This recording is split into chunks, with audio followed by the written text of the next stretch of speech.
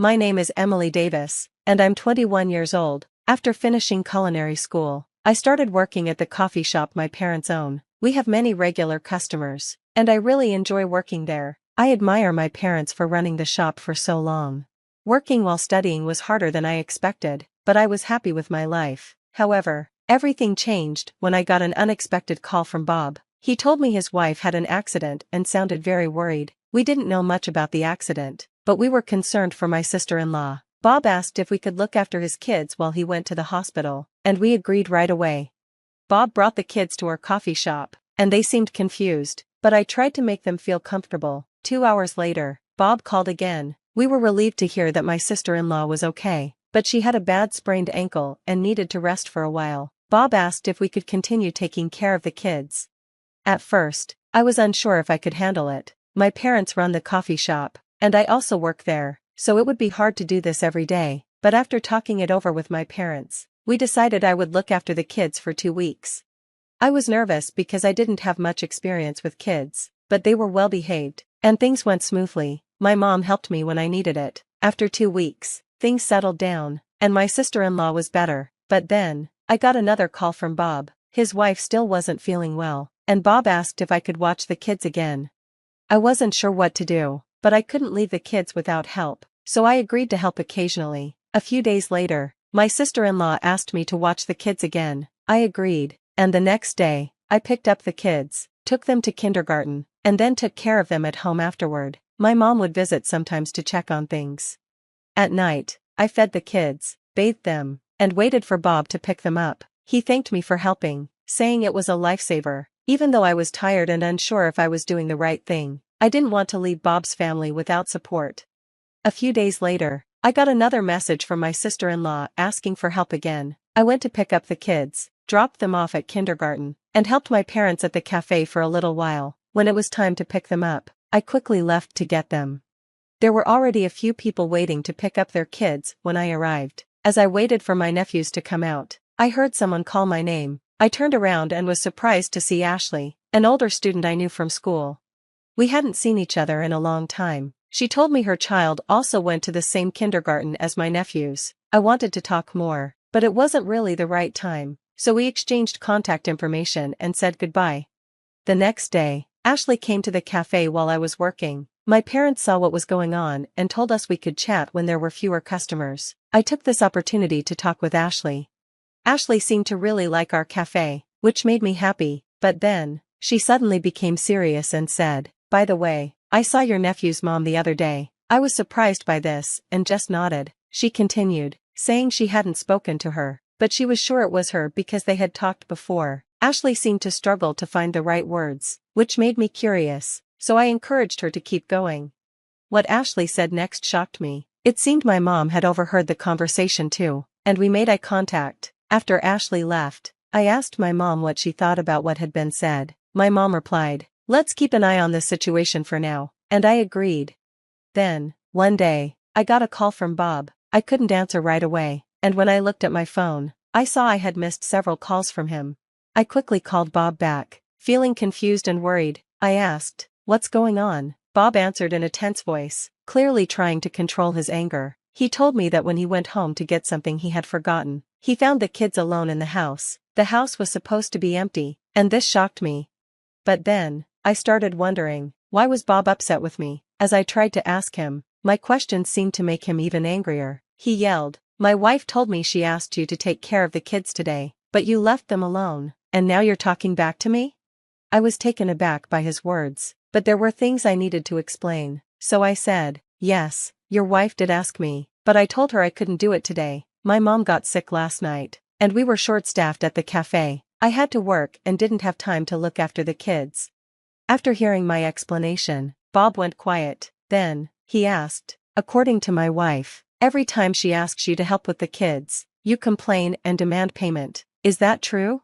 I couldn't help but raise my voice during the conversation. I said, "I've never asked for money. I've never said anything like that. I've been helping with the kids, and Mom knows that too. If you have any doubts, why don't you ask her?" When I said this, Bob went completely silent. After a pause, he muttered, "So what was this story about money that my wife mentioned?" I replied, "I have no idea. You should ask your wife about it. Bob, sounding tired, said, I'll do that. I was still upset but felt like I had to share something I had heard from Ashley. After hearing what I said, Bob sighed and said, give me some time to think, then hung up.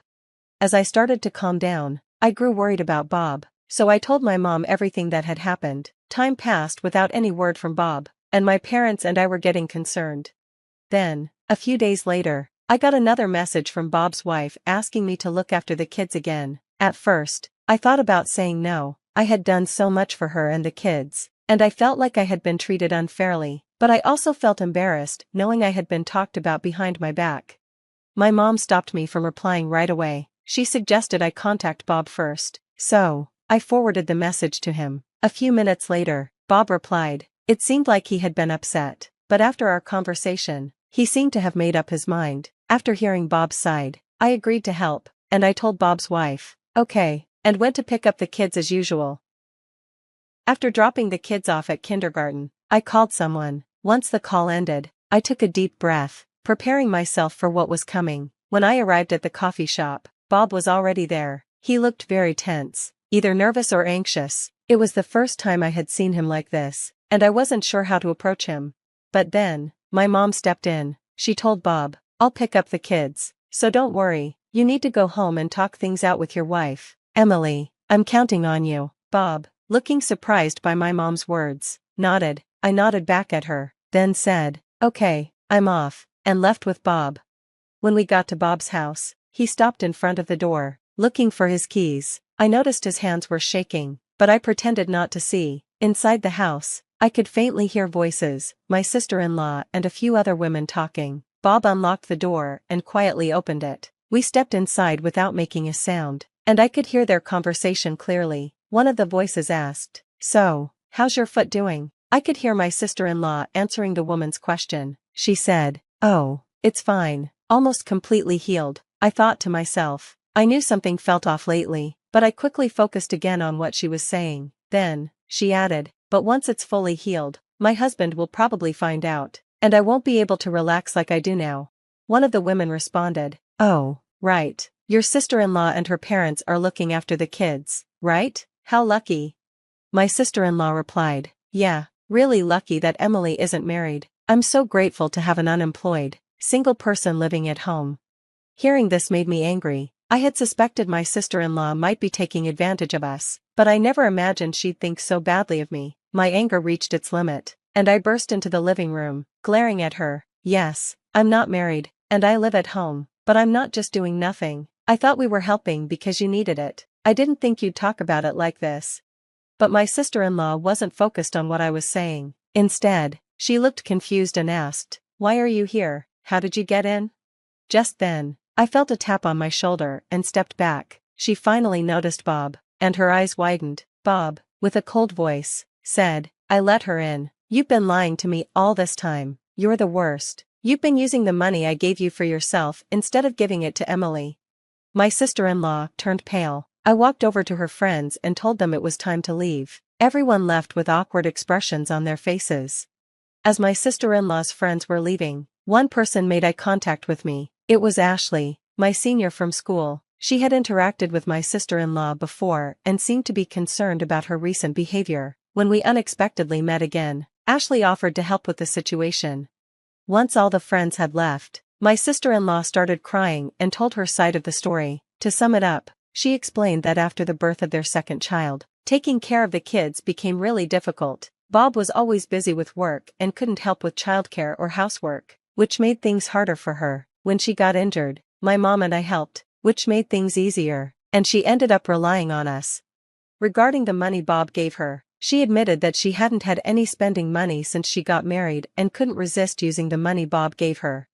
I wasn't completely convinced by my sister-in-law's excuses. Sensing my doubt, Bob suggested it was time to leave, and I agreed. I left his house with him.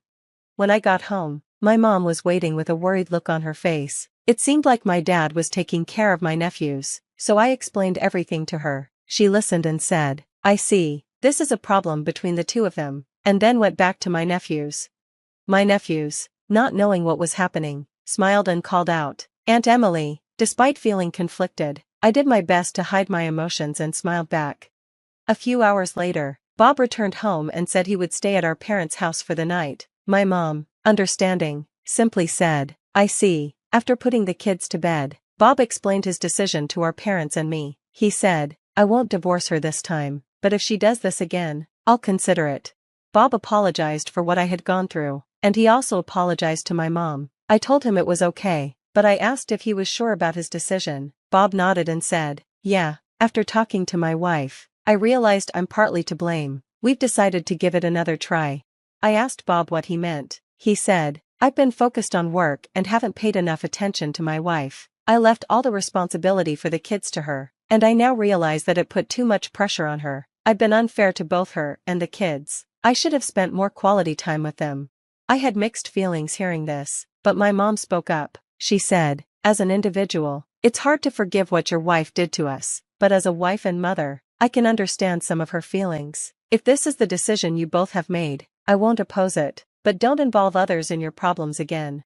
Bob nodded and bit his lip, clearly affected by my mom's words.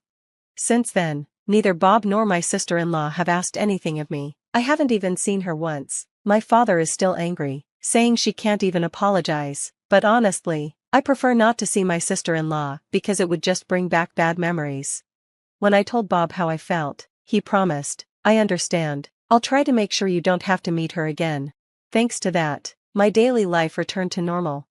One day, I heard the bell at the coffee shop and turned around. At the entrance stood Bob, with my nephews beside him. As soon as my nephews saw me, they let go of Bob's hand and ran over to me, calling my name. I smiled and greeted them happily. While the kids were chatting with my parents over cake, Bob quietly told me that although my sister-in-law was sorry, she didn't like the kids visiting me because they were so fond of me. Hearing this, I couldn't help but think it was her own fault. I know there may come a time when I have to face my sister-in-law again, but right now, it doesn't seem like I'll forget what she did to me anytime soon.